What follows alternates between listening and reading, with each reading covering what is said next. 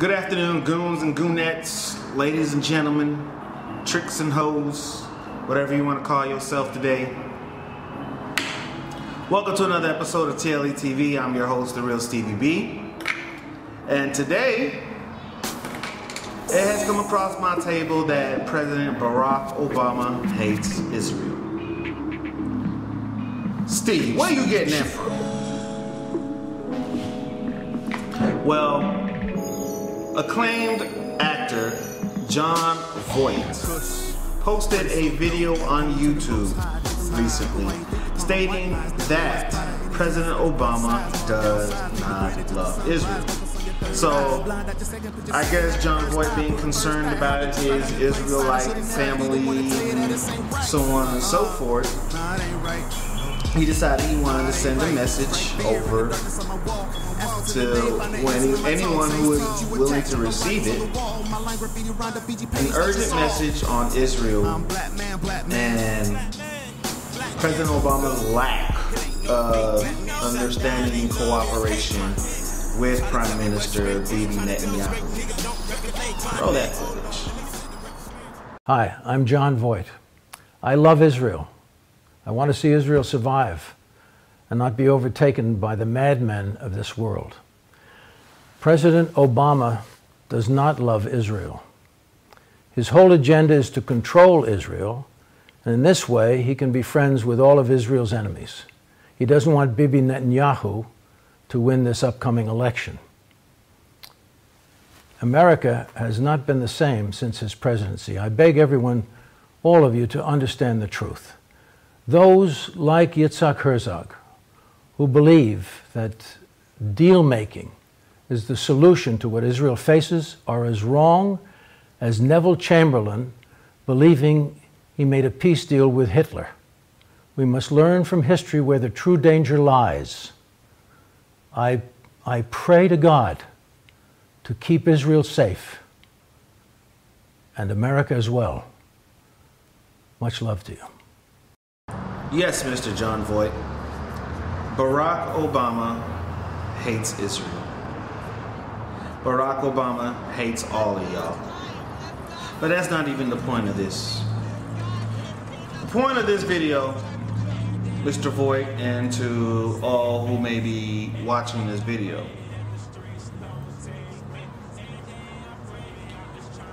yes, Barack Obama hates the true Israelites.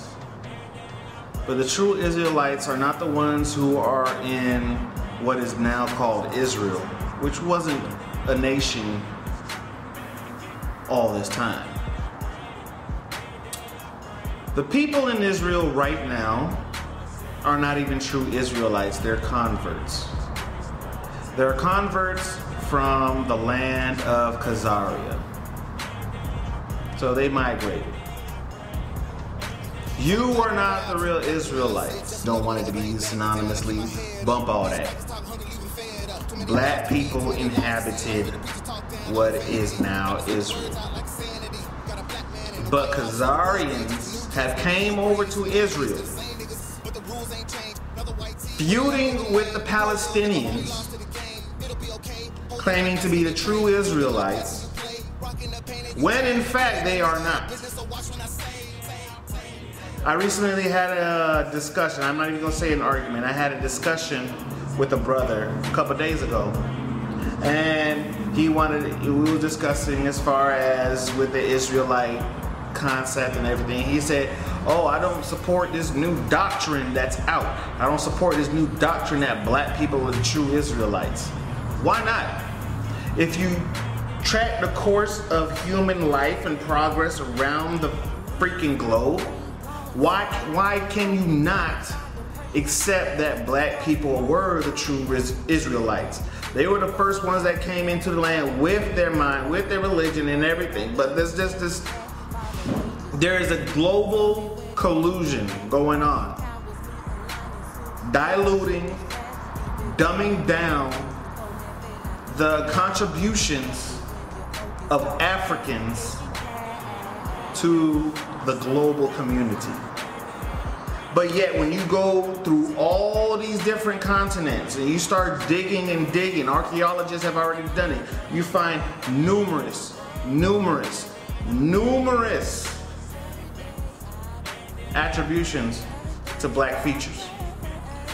Numerous examples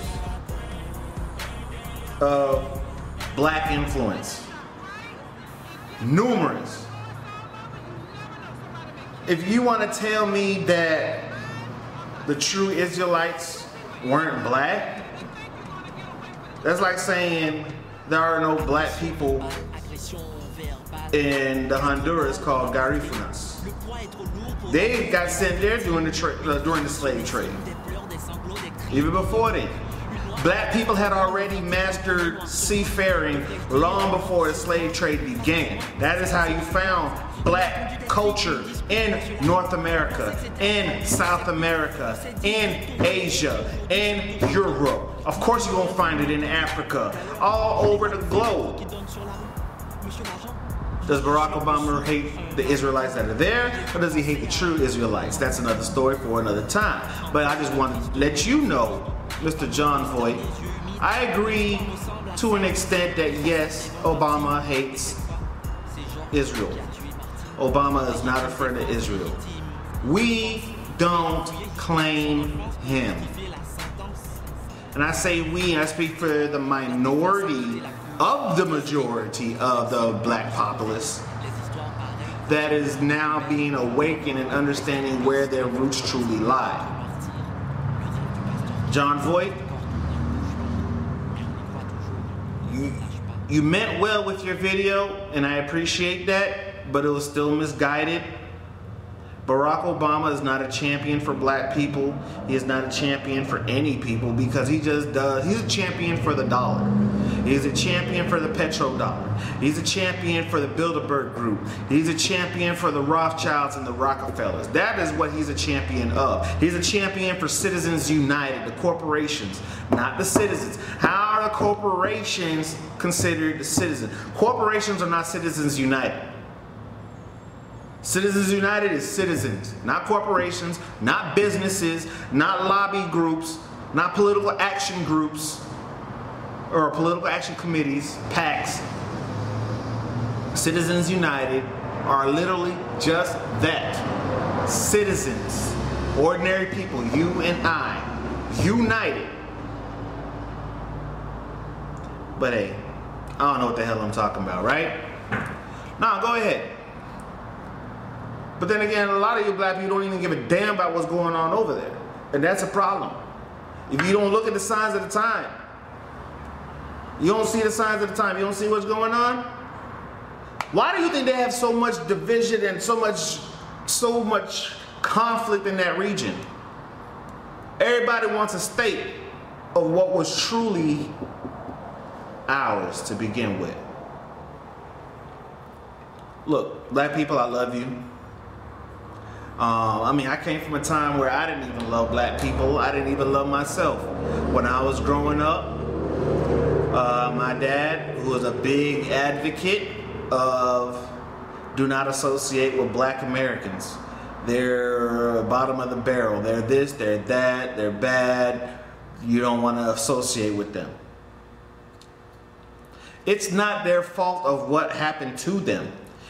It is their fault for perpetuating certain stereotypes.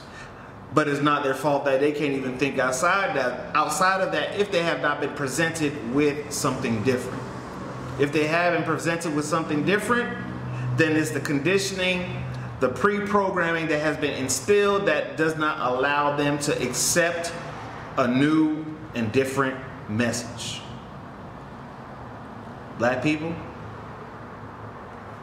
your time is now. I love you. I love my sisters. I mean, like I grew up in a time where, like I said, I was raised to look down on black people, and to me, synonymously, that meant look down on Haitian people because I am of Haitian descent. But Haitian descent is still of African descent because we all came from Africa. And this took its toll on me growing up. I did not like I did not like the aspect of being black. I would get perms in my hair and make it, straighten it out, and I would call myself Dominican or this, that, and the third. I would get contacts in my hair, in my eyes, change my eye color. I would do all these things to avoid associating with black and associate with being Haitian. And I would even say that I would never marry a Haitian woman unless she was Americanized. That is the teaching of white supremacy, making you hate your own people, hate your own color, hate your own image, and feel like it's inferior, and trying to adapt and adopt theirs. I did that. I did that. I didn't even want to fuck with sisters for a while. I did that. I'd only mess with white girls, Hispanic girls, anything but black. Anything but black or Haitian. Why? Because of the preconditioning that was already here. Set up by the establishment, reinforced by my own black Haitian father. Look back in your life, people, and realize the decisions you've made because of pre-programming. Realize how you treat your own black brother and sister worse than you treat the white man who oppresses you and kills your brother and sister on a daily basis. Figure it out. I'm out. Skyfall like a bean, I did it happen possibly. Definition of addiction, look at what it's costing me. A heart so rich I keep under lock and key. Damn, another casualty, keeps another casualty dead inside. Maybe if we talk some healing, it would lead to clearer skies. Maybe when it rains, erase the pain that we drew inside. Maybe when I sing, Lord, I pray the bells ring inside. If I die, you can tell Gavin how I live my life. Tell him life's a bitch, but she was my wife. Married to the game, love the way she lied.